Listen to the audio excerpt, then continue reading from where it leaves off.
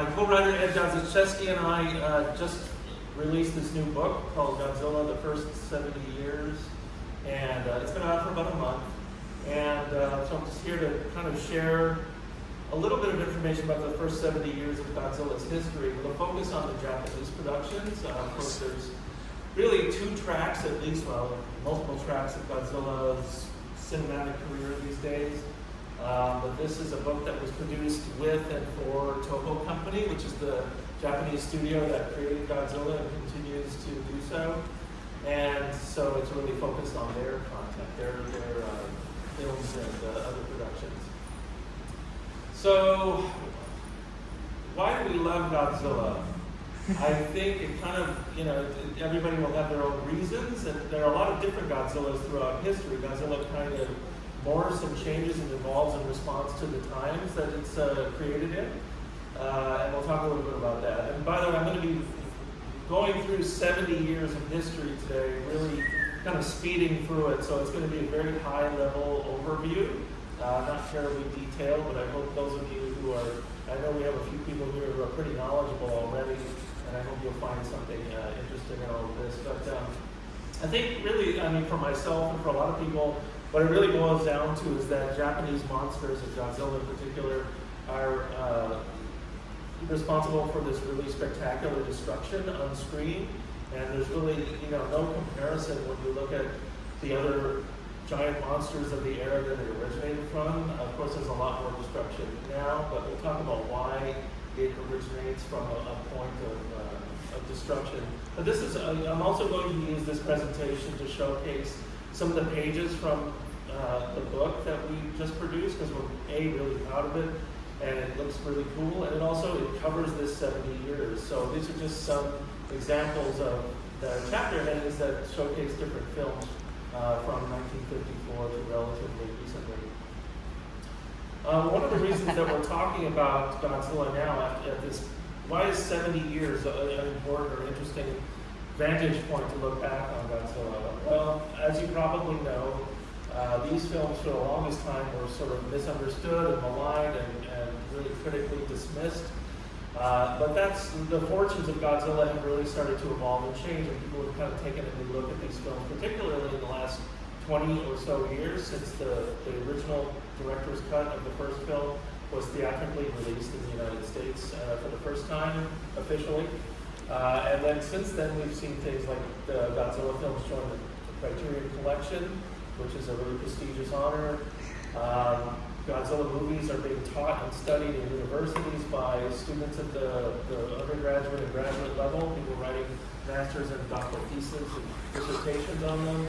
And of course, most recently, about a year or so ago, Godzilla -1 won the Academy Award for visual effects, which I don't have to tell you, if you've been following this stuff, that there was a point in time not too long ago when that would have been unimaginable. Oh, yeah.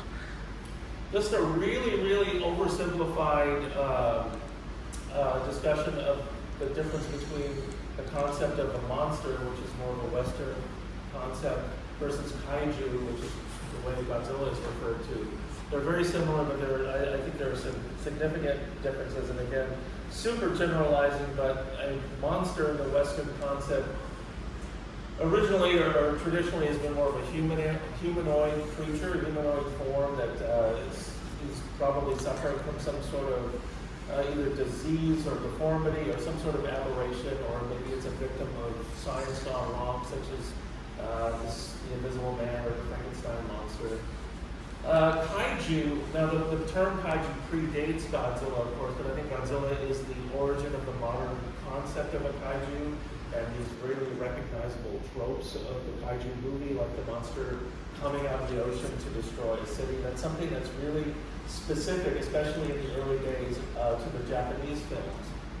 The other thing that's really important to keep in mind and recognize, I think, is that Godzilla and really all kaiju are born of tragedy and trauma. I think it's really well known and understood by now that Godzilla originated as a response to the atomic bombing of Hiroshima and Nagasaki, and that the monster itself, in its original form, was intended to be a sort of allegorical representation of nuclear weapons.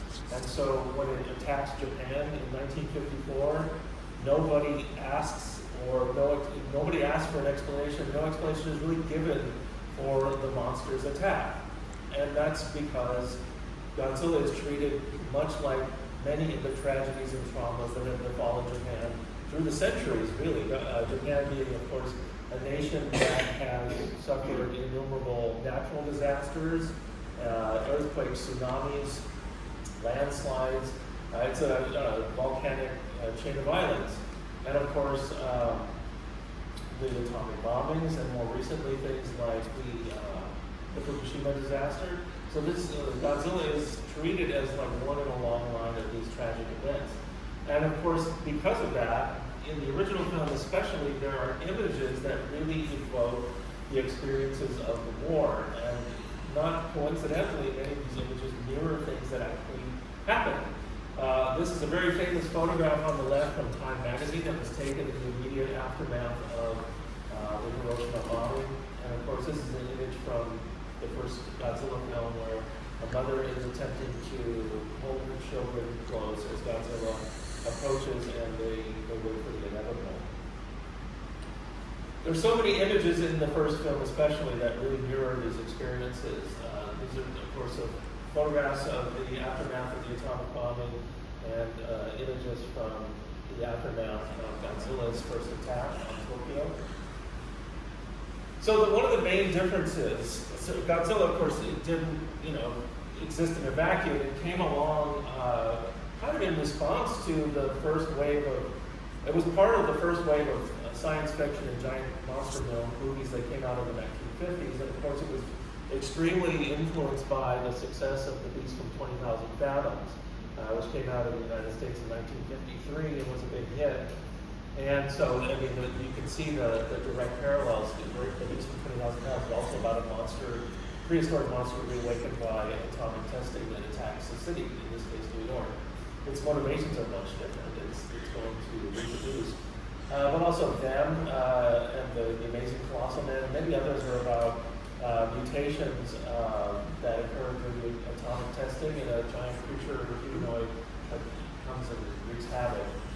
But there's a big difference, I think, between those films and films like Godzilla, Rodan, the Mysterians, and Mothra, and I think that's on the scale, just really going super general here, but the scale of destruction is much different. You can see that in these photographs or these stills from the Japanese productions, and I think the reason underlying all this, at the heart of this, is that the Japanese have actually experienced Armageddon in the form of a nuclear attack, whereas the United States had not.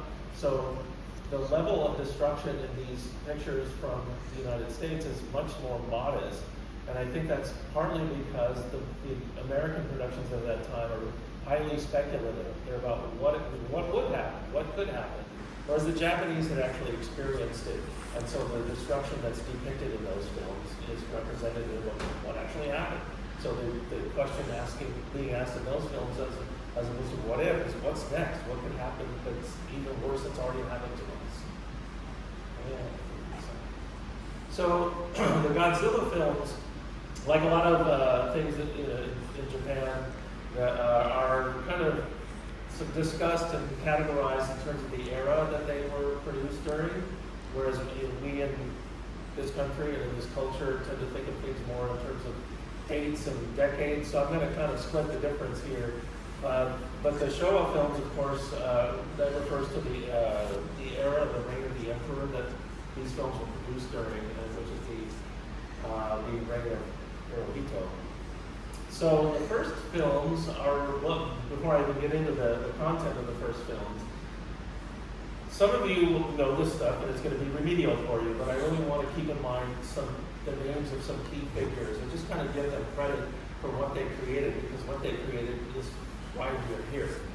And there are many, many, many, many people who deserve credit for creating this type of film and making it into what it became.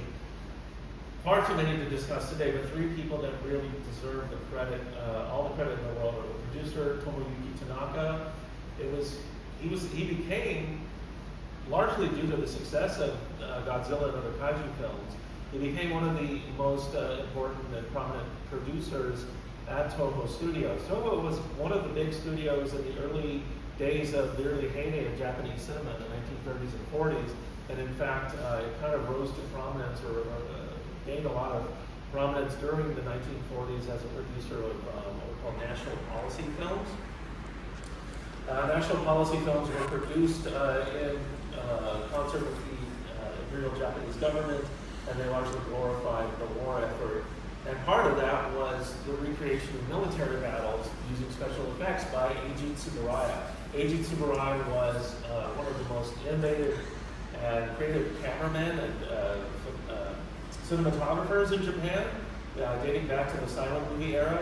And during this phase, during the 40s, when he was working on these war pictures at Toho, he really sort of expanded and perfected his the art of and his craft of miniaturization, which becomes so important to the kaiju films and the genre, because Godzilla, even though Tsuburaya, it's well known that he was a big admirer of the first original King Kong and of Willis O'Brien's work in stop motion animation, but he didn't have the time or the resources to create Godzilla in that form or fashion because the production was much, much more compressed.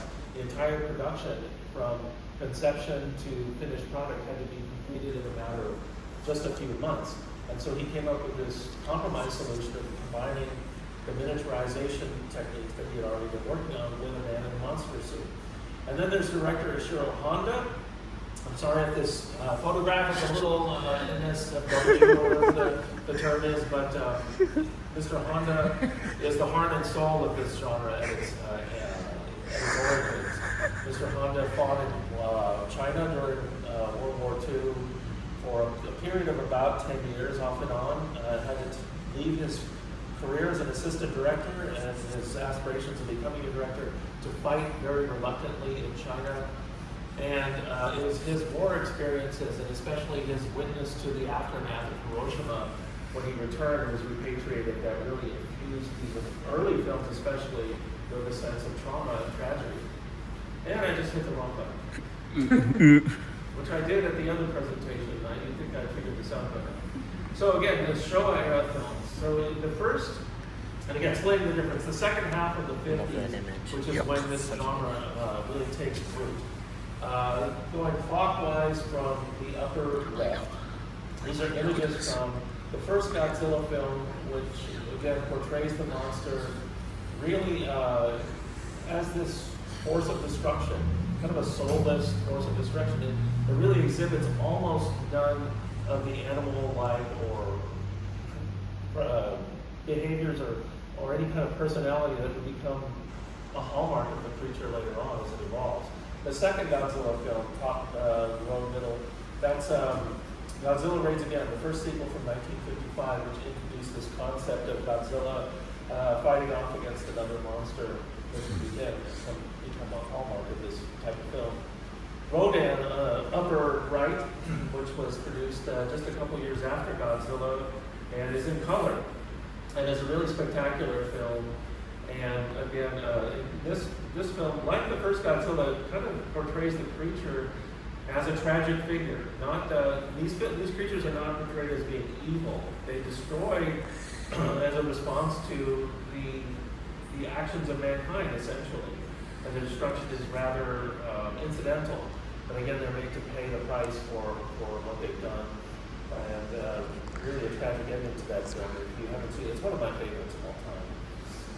I didn't bring through it again. The Mysterious. So as the second half of the 50s plays out, Ishiro Honda, Mr. Tanaka, Mr. Tsuburaya, this sort of creative team, along with Mr. Ifukube, who I'll talk about in a second, the composer, they really go and branch out into different aspects of science fiction. Of course, the alien invasion film that was so popular in the 50s in the United States, they kind of made their own take on it with the Mysterians, which kind of uses the aliens as, in Honda's view of it, as almost like a mirror held up to Imperial Japan and its colonial aspirations. Not all the films they made were giant monster films. The one in the bottom middle is a film called H-Man, which is a film about mutants exposed to human beings mutated by exposure to a hydrogen bomb test, and they turn into these nuclear goblins haunting the streets of Tokyo. And of course, there's Varan the Unbelievable, which is, it's not all that unbelievable. It's another one of these long line of kaiju films that were produced in the second half of the 50s. But things change. Oh, by the way, before I get much further, we're sitting here in Little Tokyo, just a few blocks from where Toho once opened an office in the 1950s. After the success of Rashomon at the Venice Film Festival in the early 50s, there was this international interest in Japanese cinema. And Toho, being one of the big studios, soon opened an international branch. And the U.S. headquarters was just a few blocks from here. I believe it was on First Street in Little Tokyo.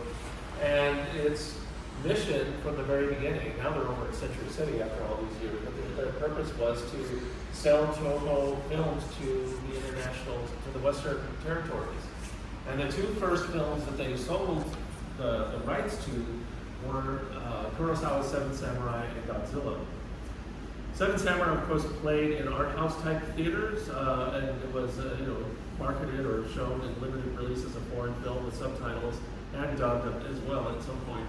I don't know the secrets of that, but Godzilla was picked up by a group of people who specialize in exploitation pictures.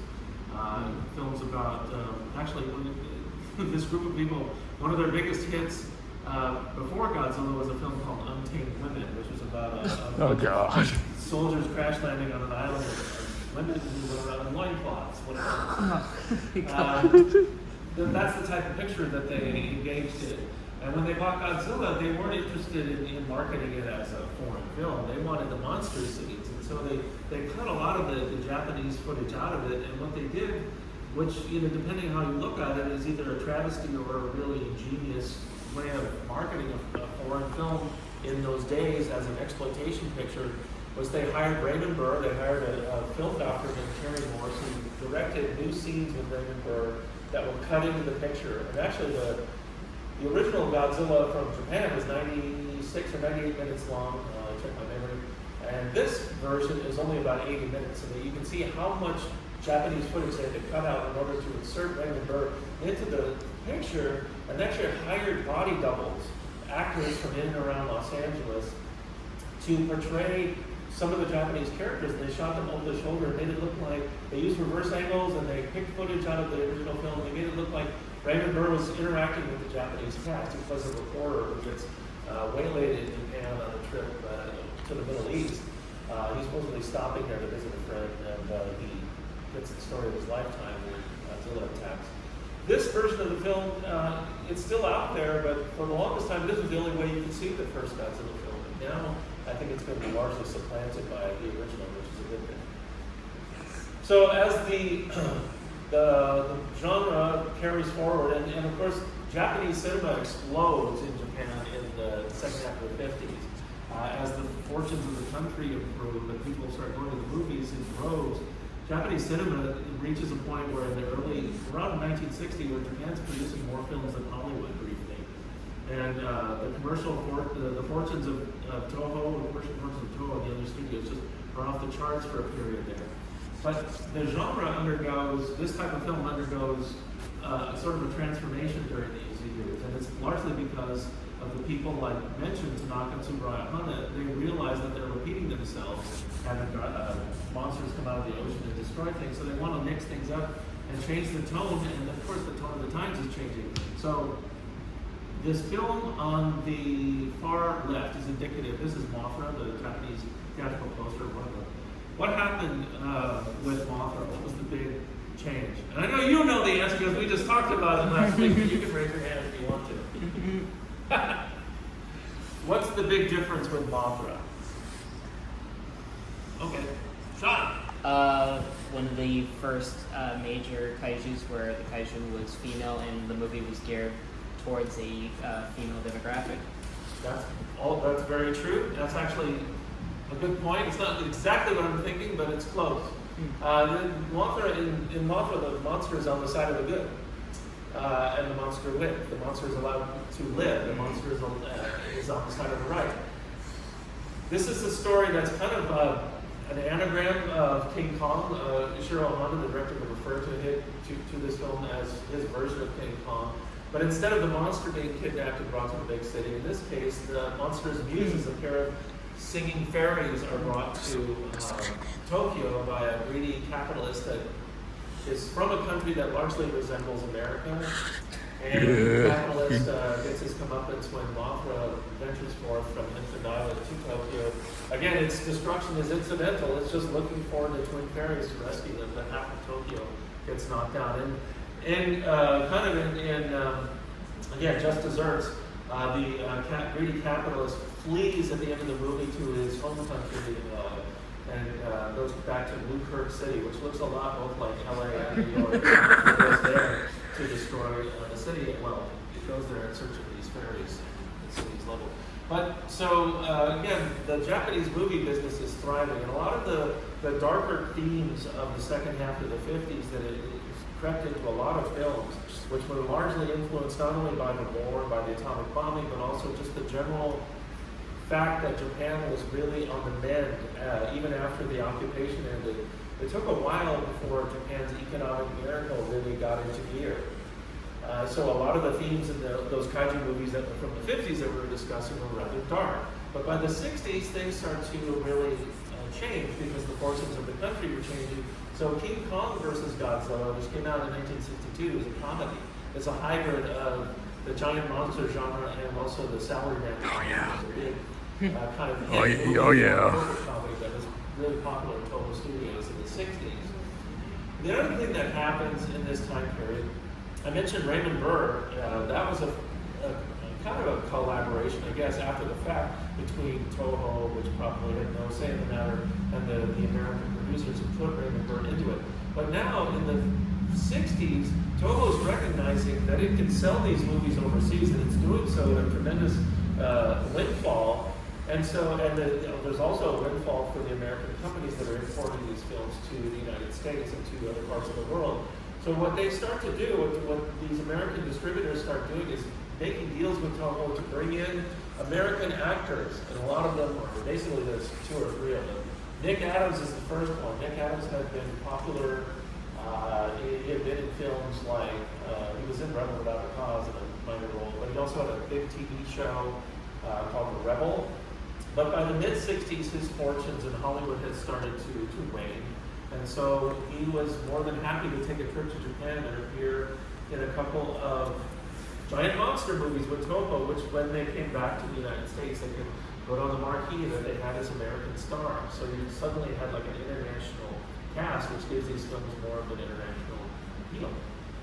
By this point, though, a lot of these films really start to turn up not only in American movie houses, but also on television. And I wanted to share this because this is how I used to watch these movies here in Los Angeles on KTLA Channel 5, and I know a lot of people of my generation really did this. These films started, this film is from 1966, and it's one of my favorites. It's again another one from this company, UPA, co-production between UPA and Toho, and in this case they brought her over to Japan, not Nick Adams, but Russ Tamblyn, who had been the star of West Side Story, but by say 65, 66, he wasn't getting the big parts in Hollywood anymore. So yeah, I'll go to Japan and appear in your monster movie. Of course, he thought it would never show up in the United States. He was dead wrong because it started appearing on television here. In the case of Los Angeles, they would show this movie. This is a different era. They would show the same movie 5 nights a week, and then again on Saturday, on Sunday afternoon. So by the time Friday, I knew all the dialogue. I had memorized the movie. So it's just like, now you can just stream it as many times as you want. Back then, I could just, sit by the TV at 6 o'clock or 7 o'clock or whatever it was and watch it over and again, Godzilla's evolution during this time. So everybody knows that Godzilla started as an atomic terror, and that pretty soon he was fighting monsters in every movie. But his character evolves over time, and again, this really tracks with the changing fortunes of Japan, because a really somber monster movie wouldn't have played over and over and over again. They had to kind of mix up the formula. By the late 60s, Godzilla is an adoptive parent. This is a great scene. You can see Sanamasa Arikawa, the special effects director of this particular film, son of Godzilla from '66. directing the final scene where Godzilla and its son Minya are snowed in on the island. That's how the tragedy really started there. The drama is resolved when the scientists are enabled to escape from the island by this weather experiment that they can try. But here's son of Godzilla in all his glory. He looks nothing like him, but this is sort of either a point of contention for people who love this kind of film or something that you just know and love. Again, Godzilla's evolution. By the late 60s, Godzilla becomes essentially an anti-hero. It's allied with mankind in sort of a reluctant fashion.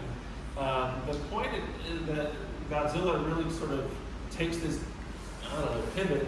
Is in a 1964 film called Ghidorah, the Three-Headed Monster, in which the sort of famous or infamous, depending on your point of view, that's the film where Godzilla, Mothra, and Rodan have a summit at the base of Mount Fuji, and they decide to band together to fight against Ghidorah, which is a three-headed space monster. It's a wonderful film. But that's where Godzilla doesn't become a hero, but I call him an anti-hero because it doesn't really ally itself with mankind explicitly. It's more of a reluctant alliance.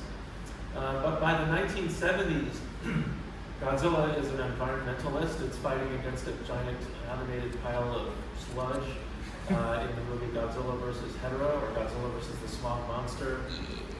By the mid-70s, it's fighting with Jet Jaguar, which is kind of a film pattern, or a character pattern after Ultraman, those kind of things, even though it's a robot, but it's really meant to it was a project that was meant to introduce Godzilla to the world of Japanese superheroes, and it's sort of like, a hybrid or an entryway into that. It was an experiment. It didn't quite work. But this is also the era where Godzilla does things like between its legs and flying through the air famously, or does the drop kick. So it's really a transformation in the span of just 21 years from the atomic terror that came out of the ocean and terrorized Japan in a sort of symbolic reenactment of Hiroshima and Nagasaki and the entire mountains. Again, just wanting to pay tribute to some key figures that are really responsible for some of this success. I don't think that we'd be sitting here talking about Godzilla today if it weren't for Haru Nakajima, who was the stunt actor inside the Godzilla suit for basically the first 18 years, give or take one or two appearances. Haru Nakajima took tremendous pride in playing Godzilla. He did not consider it a joke or anything demeaning.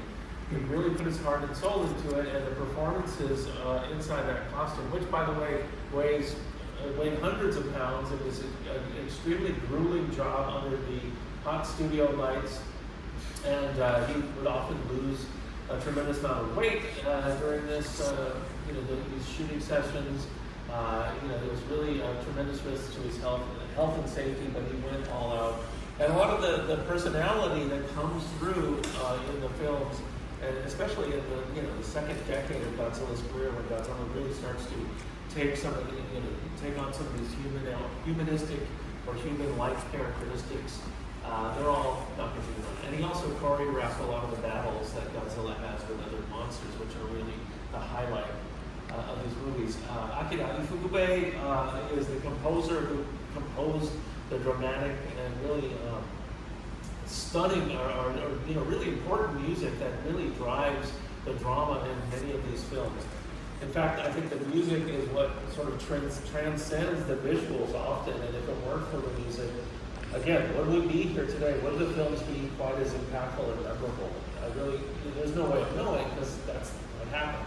But I really would argue that if not for Ifukube's music, in which a lot of people can hum, a lot of people know the Ghidorah theme. They can, they might not even be steeped in this genre, but they've heard it, and it's, created it's embedded in their brain. It's an earworm. Oh, yeah. And that's Ifukube on the far right with some nerd in Japan. That's on my second trip to Japan. I had the opportunity to meet and interview and spend time with Ifukube. That was a tremendous honor. It was a great, spearhead, or it allowed me to carry forward in this. Here we go. But Godzilla continues to evolve and change, and largely is responding to things happening in the world and in Japan.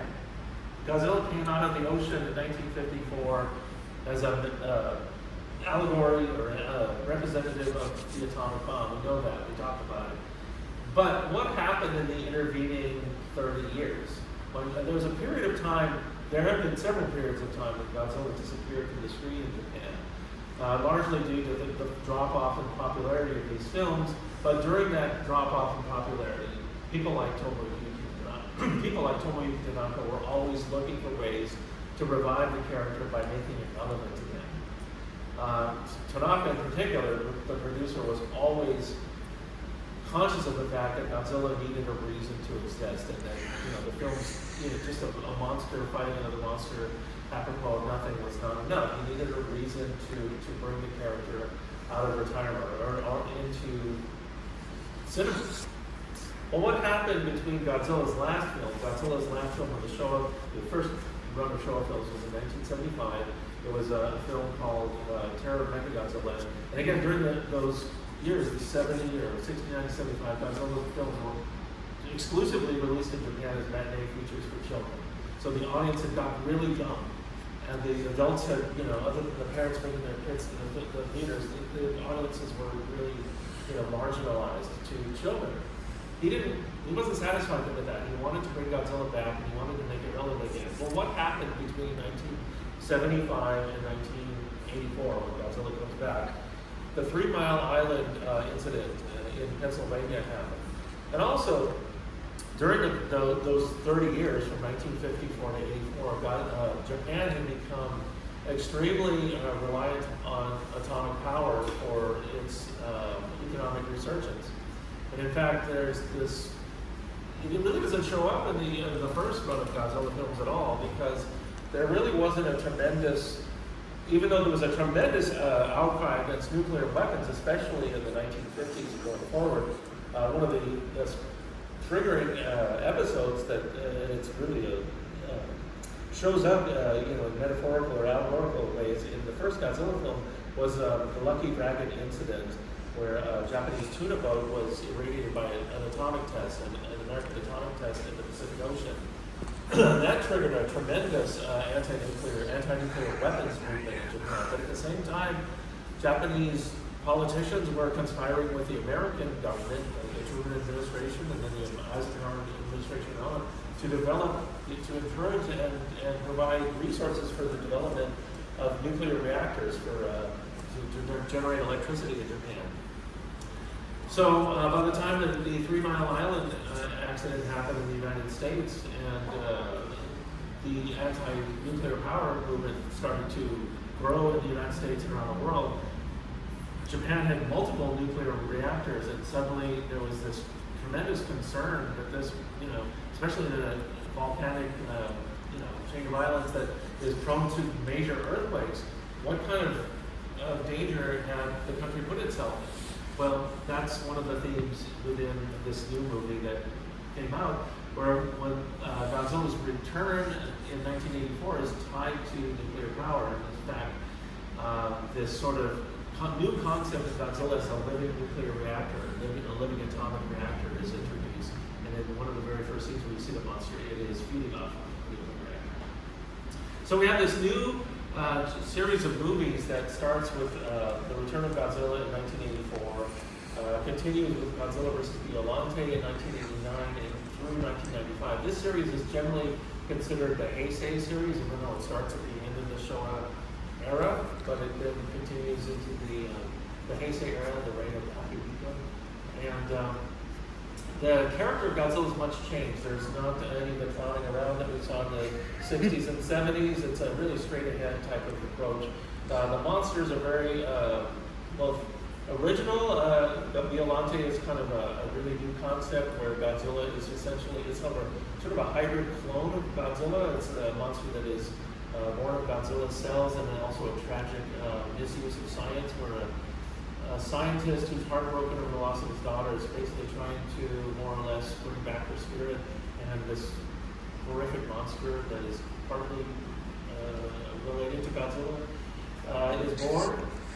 Another thing that happens during this time period is Toho starts to think a little bit outside the box, even though it's largely reviving monsters from the original Showa series, like in Europe. But it's thinking outside of the box and bringing in directors that are outside of the traditional studio system. One of those guys, the first of those, was a man named Kazuki Amori, who directed both Godzilla vs. Gigante in this film, Godzilla vs. King Ghidorah. So he has really new and interesting ideas that are largely influenced by his love of American films like Back to the Future and The Terminator. This film, which is really, you know what crazy, you can fill in the blanks. But it's, I think it's fun. It's largely illogical. It's because it's got time travel, which is impossible to be logical with.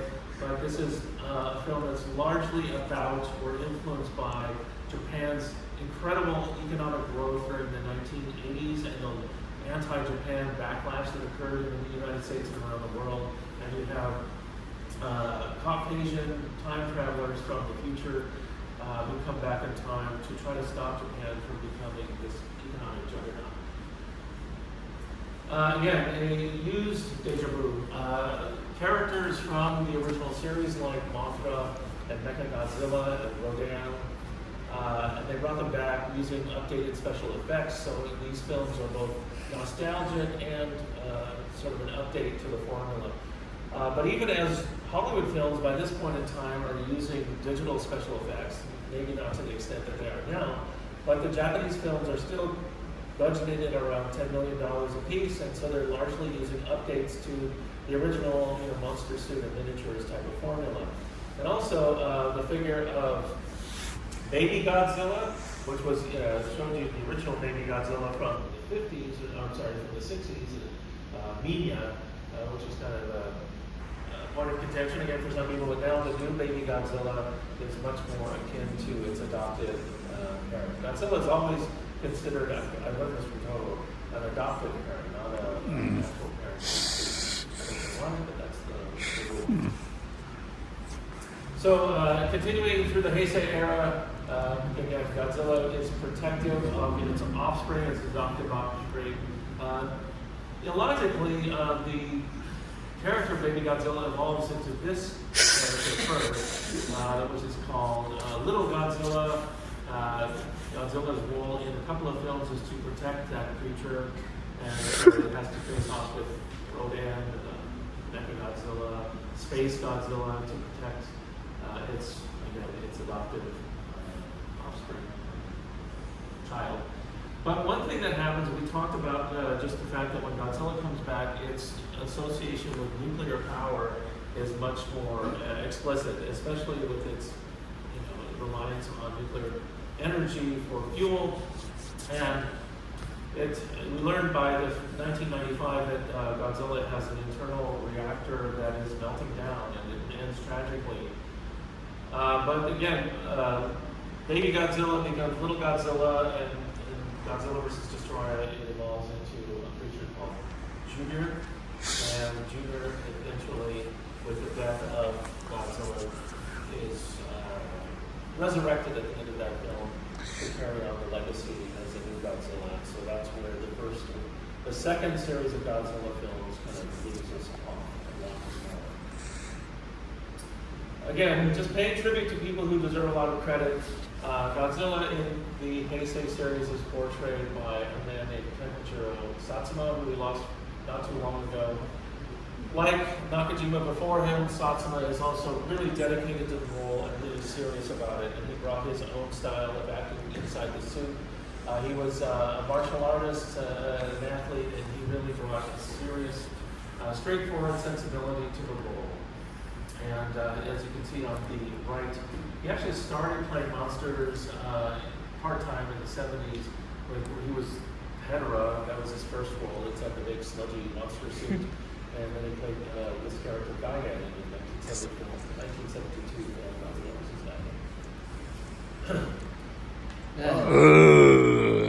I always like throwing this slide up without much explanation. Efforts to create an American Godzilla film dating back to the early 1980s. Toho, of course, was interested in doing that because it can essentially export the production to the United States. where resources are more abundant. So there had been one project in and around 1983, 84, or 85 that was proposed by a director named Steve Miner. The full script was developed, and that story had Godzilla appearing in San Francisco. There was interest from a number of studios, including Universal, but at that point in time, the budget would have been $25-30 million or so. It was to be done in stop motion. Yeah. But at that time, that was comparable to maybe a Star Wars film, and the studios didn't feel that a Godzilla project warranted that kind of money. So it wasn't until and then there was another project in the early 90s with TriStar Pictures that licensed the character and obtained the rights to make a production. A lot of you may know, there's a lot of information out there about a picture that actually went into pre-production. And they actually shot some footage, as I understand it, but it just didn't go very far.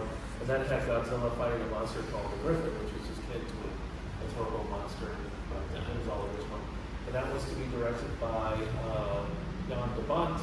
And then this project came along, and it was greeted with sort of apathy by the American The disaster. public, because it doesn't really, I'm throwing my own judgment onto it, but it doesn't look like Godzilla, doesn't behave like Godzilla. It's called Godzilla, but it's a big reptilian creature that is basically traveling to New York to lay its eggs.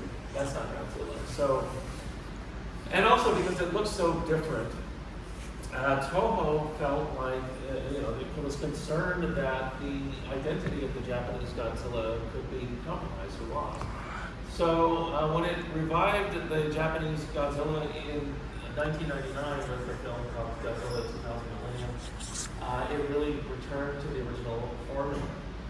There's some digital effects work in these films, but largely, again, they're making the films with the traditional method of venom suits and miniature effects and miniature sets. And again, I'm going to use these slides to kind of showcase some of the pages in the book because I think they look really great. We have access to tremendous numbers of photos from the Toho Digital Archive, and also our friend Norman Englund, who was a journalist and photographer on the set of some of these films, shared some of the pictures that he took, which was nice. Again, this is a time when Toho starts, though, to venture outside the traditional system. They brought in a director named Shusuke Kaneko, an independent director, who had made several giant monster films by this point. He had made a trilogy of Gamera films and was really critically successful with those in really taking that giant turtle series from the 60s and reinventing it and turning it into something really special and really human-centered, which is not what you typically think of with these films. So Godzilla Monster King Ghidorah was his attempt to make a Godzilla film. It's really quite different from what you've seen before with many things. Again, reviving characters from the original series and doing it again. Mechagodzilla becomes Kiryu, the third iteration of Japan's version of Mechagodzilla. It's also been featured in a Hollywood film since then. Godzilla Final Wars, the end of an era. The Japanese disaster. Again, this is like Toho again working with an independent director who has his own take on the genre. Ryuhei Kitamura. His take on the genre is to pull out all the stops. So this movie features an unprecedented number of monsters. It's pretty relentless in its pacing. It's pretty ridiculous in its storyline, but that's what he was going for. His idea of paying tribute to the classic films is to really just kind of go for broke. And the film was really expensive by Japanese standards. It was, the reported figures are about 25 million, so it was by far the most expensive Japanese. 25 million? And it flopped at the box office. They lost their shirt on it by all. Actually, more than Shin. And so Godzilla basically just disappears from the screen again. We talked about how it disappeared from basically 75 to 84. Well, now it kind of drops off the face of cinematic earth of Japan. So the end of, or the failure of Godzilla Final Wars in 2004, which by the way was a 50th anniversary production, was one of the reasons they were willing to spend so much money on it. But it's really the end of the traditional tokusatsu, which is basically just means essentially it's the word used for Japanese-style special effects. And it basically refers to this formula of men in suits and miniatures. So it's the end of that era in Japan, more or less, in terms of feature filmmaking anyway. And so I wanted to showcase and run through some of the pictures that we have in this book. Because one of the special things about being able to make this book about these films in partnership with Toho, that we did have access to an unprecedented number of photographs from Toho's archives. And so we were able to showcase them. And a lot of these are behind the scenes photographs, and some of them have never been published before, not even in Japan. So we have some really great shots of the team working on these special effects pictures behind the scenes. These are shots from, on the left, that's Mr. Arakawa and Mr. Nakano, who are the special effects director and assistant director on Godzilla vs. the Sea Monster, or Ebiga. And this is a shot on the right of the insectoid monsters, which are marionettes, giant marionettes on the side of Godzilla. In the 1990s, this is special effects director Kawakita. We talked about this film, Godzilla vs. King Ghidorah. You can see how big and how wonderful these miniature sets are. Especially during this time period, because Godzilla by this point had grown from 50 meters in the original series to 100 meters, but the special effects sets had to actually be scaled down to a point because the Tokyo skyline was ginormous compared to what it had been. They had to build the miniatures accordingly. Again, this is from the 1984 film, The Return of Godzilla. You can see the miniature set and some of the work going on there. This is Batra from the 1992 film, Godzilla vs. Mothra. Just some more shots. These are really wonderful shots. Another shot taken by Norman on the set of Godzilla, Mothra, and King Ghidorah. You can see how big this miniature set of the battle scene is, and how high it goes up into the rafters of this soundstage. It's the Mothra prop on fire. And we also have, because of our relationship with Toho on this project, we have the ability to reprint lots of production art from back, dating back as far as the 50s in the original Godzilla production. And these are production sketches and designs. A lot of them were shared with us not only by Toho, but through our relationship with the late art director Yasuki Inoue. Ed and I worked with him and made basically a documentary film about it some years ago. And he had shared a lot of his artwork with us at that time, and his heirs allowed us to reprint some of that artwork. And there are a lot of features in the book about different aspects of this type of filmmaking. This is a feature on the suit actors that we were talking about. You may recognize, some of you, the shot in the upper left. That's from left to right, Mr. Kitagawa, Mr. Nakajima, and Mr. Satsuma. Those are the three principal suit actors from different eras of Godzilla. All right, so let's just kind of burn through the last part of this history. When Godzilla returns in 2016, that's a hiatus from the Japanese perspective of 12 years off the screen. But there are a number of things that happened in the meantime, one of which is the birth of the legendary franchise, right? And so again, the legendary series, which is now very successful, and again, it's really responsible for, in large part, for the expansion and growth of Godzilla's popularity worldwide in the last 10 some odd years or so. But again, the Japanese studio wants to keep the identity of the Japanese Godzilla alive, so they continue, or they revive the series and start to create their own productions in parallel, which are much different. But again, they go, instead of returning to the traditional well of talent, they're going to continually from now on think outside the box, outside the studio, and try to bring in people who are both credible filmmakers in their own right and have their own take on the genre. The first person that they decide to work with, of course, Shin Godzilla is an entirely digital production. There was one aspect of that would have been analog, but it didn't make it to the screen. But this is an entirely it's a hard reset. Okay, they're not like a lot of the pictures from the Millennium era were essentially one-off sequels that wiped out the history in between 1954 and the present. But those films were essentially one-off sequels that were basically continuing the story from 1954 onward, as if nothing had happened in between.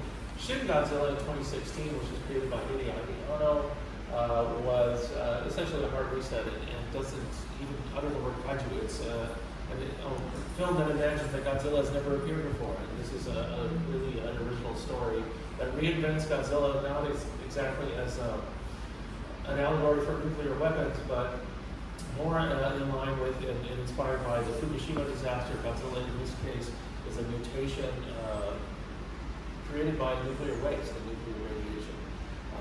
And Anno, of course, is largely known for his work in anime. He's the creator of the Evangelion franchise, which is the most innovative, Iconic. the most innovative and influential Iconic nemesis, anime ever created. And so his ideas for this film largely are synonymous, or the characters and kind of innovations that he brings forward are kind of similar to the kind of things that he brings into his anime. There's a lot of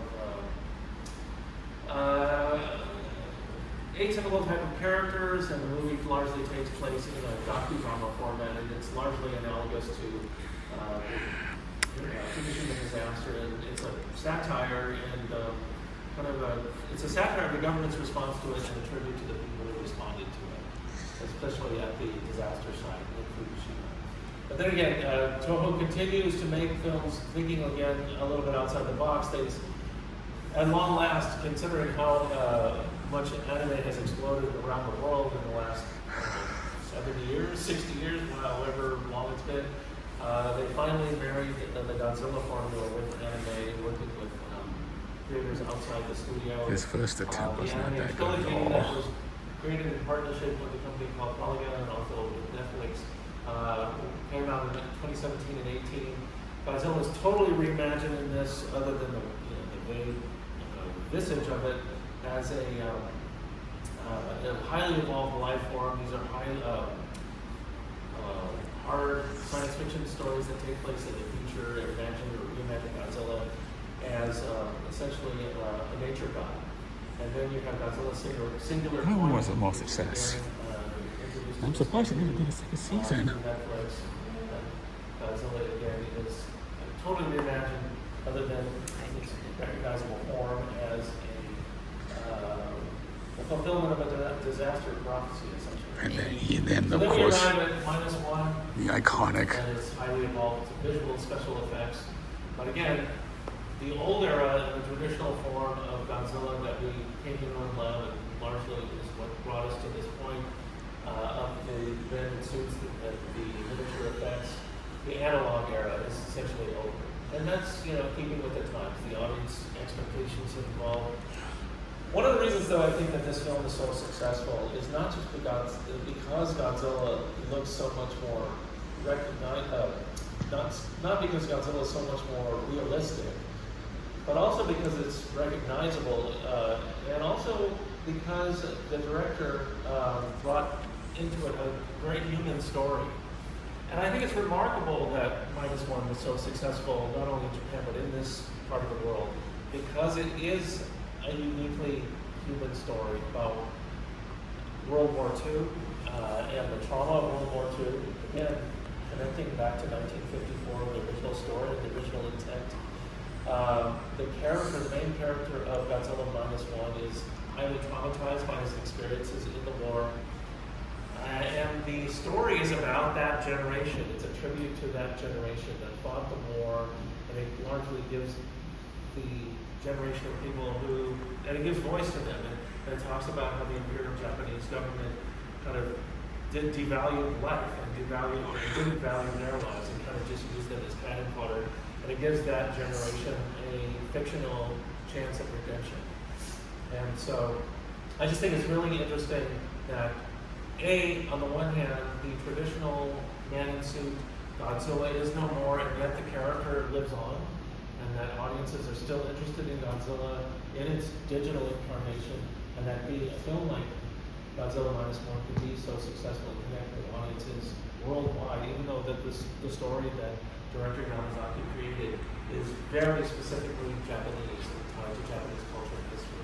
It's an interesting and wonderful thing. So we don't know what's next. We know that director Yamazaki is creating a sequel. We don't know exactly what it's going to be like, but we do know at least that he's indicated that he wants to continue the story that he created, which ended kind of on something of a cliffhanger. Because although Godzilla was defeated, we know that its heart was still beating at the end of the film, essentially, and that there was a clue that one of the characters may have been Infected.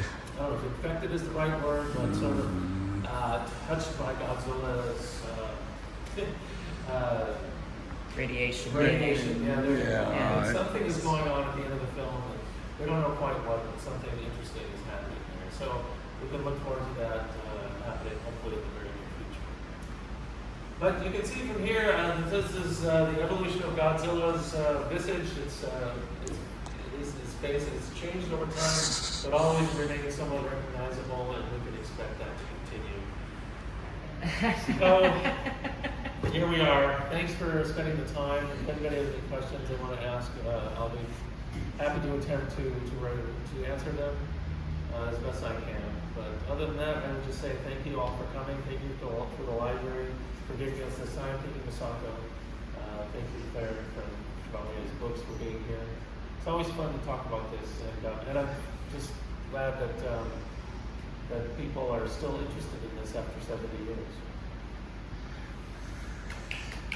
Thank you. Is there anything you want to talk about, even if it's not a question? I have something to talk about, and it is about how the character is interpreted throughout the years. I know that there is definitely a certain image that specifically Toho has, especially with the roles that they have for Godzilla going forward. Do you think it'd probably be better to keep the character fresh, that they keep doing these radical interpretations so long as they preserve what the character stands for in some shape or form? Well, I mean, yes, personally, yes, I would say that that's important to do. However, every filmmaker that they entrust with this character, with this property, and I do refer to Godzilla as a character, even though it doesn't emote in the same way that a human character does, but it has exhibited characteristics and behaviors over time, and I think it has motivation, so I think of it as a character, even if that's not the right way to express it. But yeah, every filmmaker is going to have their own take, and I think that's only fair. But they do have certain, they have a Bible, essentially, that you have to follow if you're making one of these movies. And depending on who the filmmaker is, I mean, that adherence to the Bible can be stretched pretty far. I mean, they gave Roland Emmerich and his team the okay to make that movie, and Emmerich and his team had to go to Japan and present their case, including the redesign of the creature. Right. Because the Bible, as I understand it, has specific attributes that the character has to have. So, but they're obviously willing to stretch the rules a bit, especially if somebody like Sony or Legendary is going to put up millions and millions and millions of dollars to make the project. I mean, those projects, Toho doesn't really have to do that much. They're not making the movie. They're just receiving money for the rights to the character, and then they're also receiving box office revenue, especially when the film plays in Japan. And greenlighting these radical interpretations. Yeah. So I don't know. I mean, there are rules, but there are also there's also bending of the rules. I would imagine that it had to be due more to business aspects in order to allow for the bending of the rules, because if I recall correctly, when Ronald Emmerich and his team presented it, that the TriStar Godzilla project had been, I wouldn't say on ice, but it had been on hiatus for a long period of time, and I guess they were just hoping to find a way to get it going again. So, and if they felt that by approving green lighting what Emmerich was about to do, I would imagine that would allow the give it a heartbeat again, so the movie could get made, and Toho could put the potential amount of money had that movie been a success. Well, even though that movie wasn't terribly successful, I mean, it made a lot of money. It's all relative. I know, sure. But whatever money it made in Japan, Toho kept. I mean, it wasn't. They didn't have to spend. They didn't put any money into that production. Sure, yeah, you're right.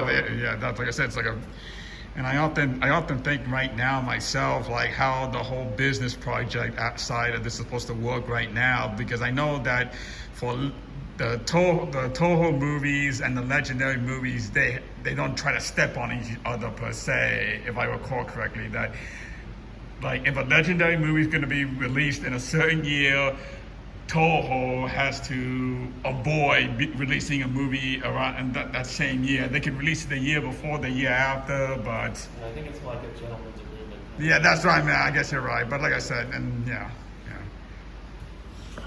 Was Gamera or Gamora like a monster spin-off? Was that also from Japan? Kind of, yeah, no, definitely it's from Japan. It was from a rival studio, Daiei Studio, which is actually more closely aligned with, they released some of Kurosawa's films even before Toho did. Anyway, I may be getting my history mixed up, but the point is, they were coming out of the Second World War, and then the movie business kind of resurrected itself. By the early 60s, there were Toho and Daiei and Shochiku and Toei. The movie business was thriving, and actually there were several studios. Toho actually, pioneered this kaiju and tokusatsu type of film in the 1950s, but in the 60s, the other studios kind of copied the formula, and Daiei was essentially the first to try it out, and they actually created a whole series of films that were starring Gamera, the giant turtle. But from the very beginning, those films were more explicitly targeted to children.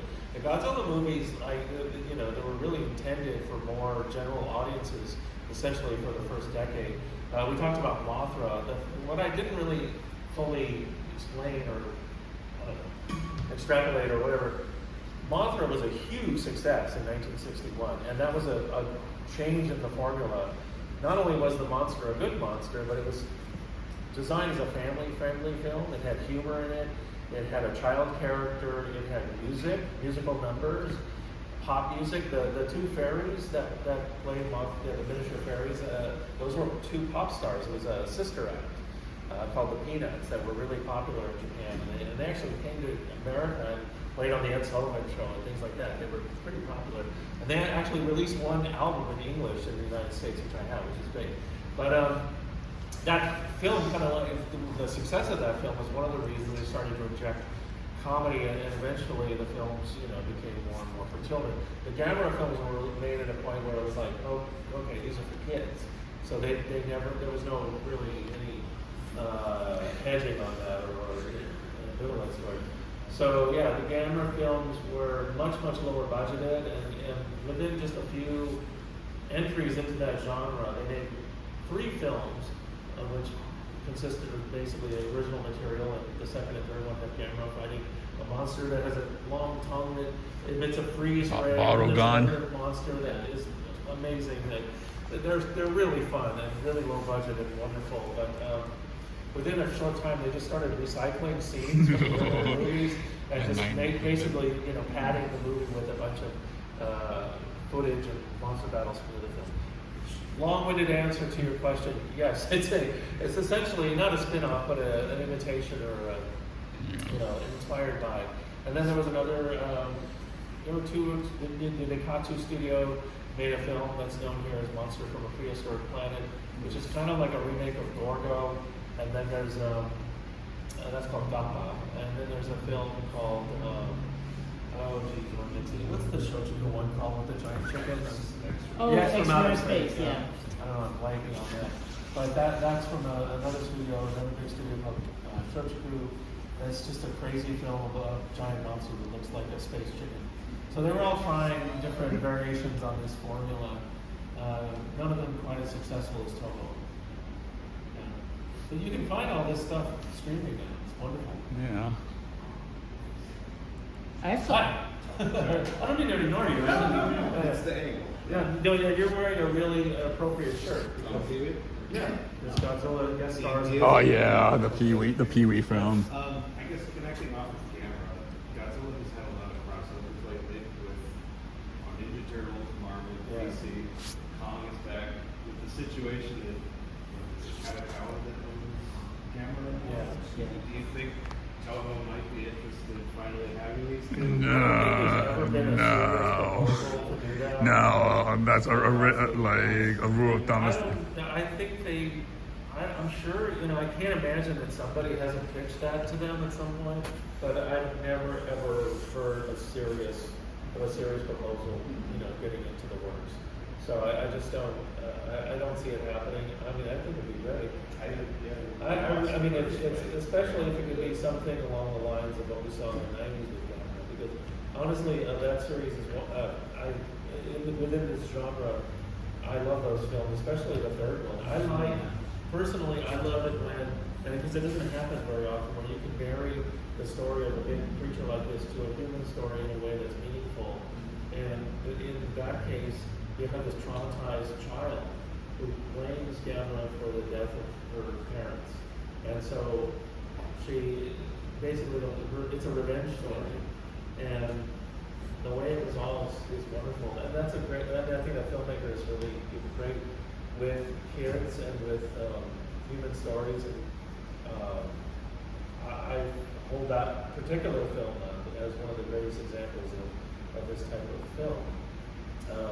So yeah, I would love to think that. Who knows? Anything's possible. And they made one with King Kong. So Do you think they'd ever go back to a situation? well, what they're doing now is with those short films. Yeah, and I think that's where it's going to be. I can't imagine that they're going. You know what might happen is, you mentioned the short films, you know what might happen? It might just be like they might do that. They might do like an official crossover between Katakawa and Toho where it is a short film with men in suits, and that is going to be the most of a Godzilla Gamma crossover officially you get. Yeah. And that's another thing that I loved about -1. I had been wanting or hoping somebody would make a period Godzilla film, and someone finally did.